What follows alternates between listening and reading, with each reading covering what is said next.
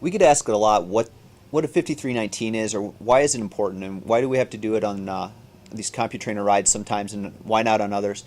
Basically, if you don't know already, the 5319, the 53 is your big chainring in the front. The 19 is the middle cog usually of your cassette in the back. Usually they'll range from either an 11 or a 12 as your small gear up to maybe a 23 or a 25 depending on what kind of cassette you have.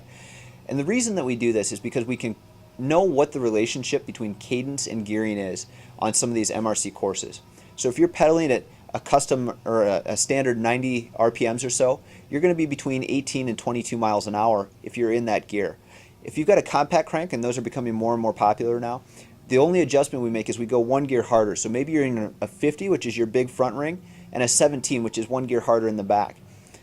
If you're on a cross bike, which we occasionally see sometimes too, people riding a cross bike with a trainer tire on it, you maybe want to go one gear harder. The goal is just to get to a cadence where you know what it is, and you can look up at the screen and see that, count your reps a few times, and then look at what your speed is, and then always remember, if I want to be at this cadence, this is the speed I should be at when I'm in this gear.